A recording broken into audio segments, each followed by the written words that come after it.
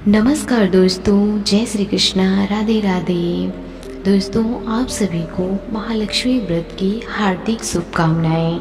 हिंदू धर्म में महालक्ष्मी व्रत का विशेष महत्व है।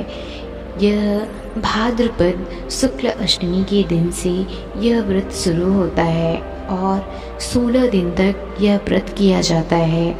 इस व्रत में माँ लक्ष्मी का पूजन किया जाता है। इस व्रत को करने से सुख, समृद्धि और धन की प्राप्ति होती है। तो दोस्तों, इस वीडियो के अंत तक बने रहिएगा। अगर आप हमारे चैनल पर नए हैं तो कृपया कर हमारा चैनल सब्सक्राइब कर लें और देर न करते हुए वीडियो शुरू करते हैं। महाभारत काल के दौरान एक बार महर्षि वेद व्यास जी ने हस्तिनापुर का भ्रमण किया। महाराज धृतराष्ट्र ने उन्हें अपने राजमहल में पधारने का आमंत्रण दिया। रानी गंधारी और रानी कुंती ने मुनि वेद व्यास से पूछा कि हे मुनि, आप बताइए कि हमारे राज्य में धन की देवी माँ लक्ष्मी और सुख समृद्धि कैसे बनी रहे। यह सुनकर वेद व्यास जी ने कहा कि यदि आप अपने राज्य में सुख समृद्धि चाहती हैं तो प्रतिवर्ष अश्विनी कृष्ण अष्टमी को विधिवत श्री महालक्ष्मी का व्रत करें।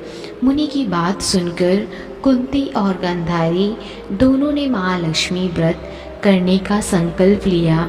रानी गंधारी ने अपने राजमहल के आंगन में 100 पुत्रों की मदद से विशालकाय गज का निर्माण करवाया और नगर की सभी स्त्रियों को पूजन के लिए आमंत्रित किया, परंतु रानी कुंती को निमंत्रण नहीं भेजा। जब सभी महिलाएं गंधारी के राजमहल पूजन करने के लिए जाने लगी तो कुंती उदास हो गई। माता को दुखी देखकर पांचों पांडवों ने पूछा कि माता, आप उदास क्यों हैं? तब कुंती ने सारी बात बता दी। इस पर अर्जुन ने कहा कि माता, आप महालक्ष्मी पूजन की तैयारी कीजिए, मैं आपके लिए हाथी लेकर आता हूँ। ऐसा कहकर अर्जुन इंद्र के पास गए और इंद्रलोक से अपनी माता के लिए ऐरावत हाथी लेकर आए। जब नगर की महिलाओं को पता चला कि रानी कुंती के महल में स्वर्ग से ऐरावत हाथी आया है तो सारे नगर में शोर मच गया। हाथी को देखने के लिए पूरा नगर एकत्र हो गया और सभी विवाहित महिलाओं ने विधि विधान से महालक्ष्मी जी का पूजन किया। पौराणिक मान्यता है कि इस व्रत की कहानी को 16 बार कहा जाता है और हर चीज़ या पूजन सामग्री 16 बार चढ़ाई जाती है। तो बोलिए महालक्ष्मी माता की जय। दूसरी कहानी इस प्रकार है। पौराणिक कथा अनुसार प्राचीन काल में एक बार एक गांव में गरीब ब्राह्मण रहता था। वह भगवान विष्णु का परम भक्त था। एक दिन उसकी भक्ति से खुश होकर भगवान विष्णु ने उसे दर्शन दिए और मनचाहा वरदान मांगने को कहा। ब्राह्मण ने कहा कि उसके घर में हमेशा लक्ष्मी का वास हो। इस इच्छा को जानने के बाद विष्णु जी ने कहा कि उसे लक्ष्मी तो प्राप्त हो सकती हैं, लेकिन उसके लिए उसे थोड़ा प्रयत्न करना होगा। भगवान विष्णु ने कहा कि मंदिर के सामने एक स्त्री रोज आती है और यहाँ आकर उपले पाथती है। तुम बस अपने घर उन्हें आने का निमंत्रण देना। वह स्त्री ही देवी माँ लक्ष्मी है। अगर वह स्त्री तुम्हारे घर आती है तो तुम्हारा घर धन धान्य से भर जाएगा। इतना कहकर भगवान विष्णु अंतर्ध्यान हो गए। अगले दिन सुबह 4 बजे ब्राह्मण मंदिर के सामने बैठ गया और जब धन की देवी माँ लक्ष्मी उपले पाथने आई तो ब्राह्मण ने उन्हें अपने घर में आने का निवेदन किया। ब्राह्मण के व्यक्तित्व को सुनकर लक्ष्मी जी समझ गई कि ये सब विष्णु जी का किया धराया है। माता लक्ष्मी ने कहा कि तुम 16 दिन तक महालक्ष्मी व्रत को विधि पूर्वक करो और रात दिन चंद्रमा को अर्घ्य दो, तो मैं तुम्हारे घर आऊंगी। देवी के कहे अनुसार ब्राह्मण ने देवी का व्रत एवं पूजन किया और उत्तर की दिशा की ओर मुख करके लक्ष्मी जी को पुकारा।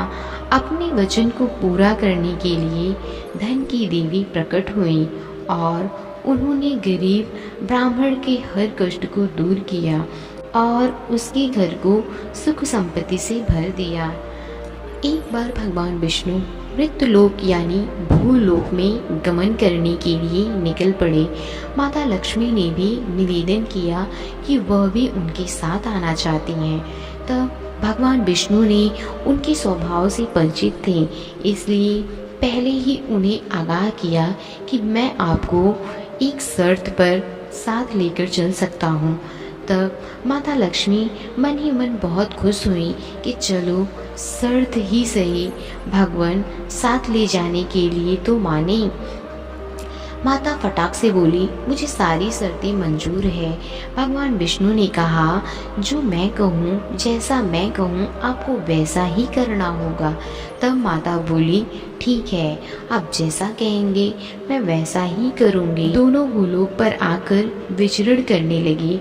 एक जगह रुककर श्री हरि ने माता से कहा कि मैं दक्षिण दिशा की तरफ जा रहा हूँ, आपको यहीं पर मेरा इंतज़ार करना होगा।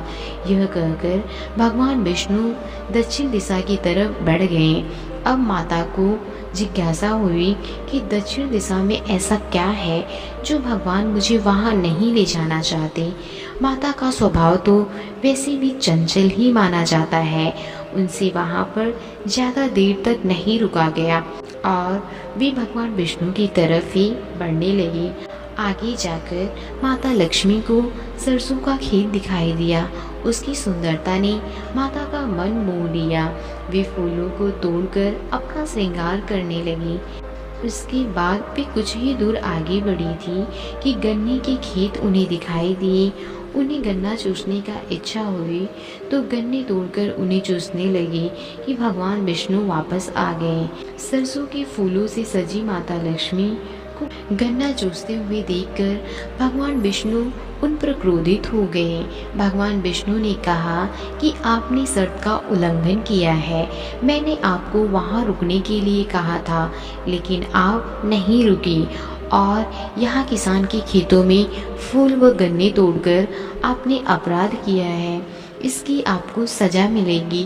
तब भगवान विष्णु ने माता लक्ष्मी को 12 वर्ष तक किसान की सेवा करने का शाप दे दिया और स्वयं क्षीर सागर गमन कर गए। अब विवश माता लक्ष्मी को किसान के घर रहना पड़ा। एक दिन माता लक्ष्मी ने किसान की पत्नी को देवी लक्ष्मी की प्रतिमा की पूजा करने को कहा और बोला कि इससे तुम जो भी मांगोगी तुम्हें मिलेगा। कृषक की पत्नी ने वैसा ही किया। कुछ ही दिनों में उसका घर धन धान्य से पूर्ण हो गया। हंसी खुशी समृद्धि में 12 साल का समय बीत गया। जब भगवान विष्णु माता लक्ष्मी को लेने के लिए आए तो किसान ने माता को न जाने देने का हठ किया। इस पर माता लक्ष्मी ने कहा कि कार्तिक कृष्ण पक्ष की 13 के दिन यदि वह विधि पूर्वक मेरी पूजा करे तो वह उनके घर से नहीं जाएंगी, लेकिन वह इस दौरान उन्हें दिखाई नहीं देंगी। वह एक कलश की स्थापना करे और उसमें कुछ धन रखे, यानी धन की लक्ष्मी का रूप होगा। इस प्रकार 13 के दिन किसान ने माता के बताए अनुसार ही पूजा का कलश स्थापना की और किसान का घर धन धान्य से पूर्ण रहने लगा। तब से लेकर आज तक धनतेरस पर माता लक्ष्मी की पूजा करने की परंपरा भी चली आ रही है। तो दोस्तों, उम्मीद करती हूँ आपको ये वीडियो अच्छा लगा होगा। तो वीडियो को लाइक, शेयर, सब्सक्राइब ज़रूर करें।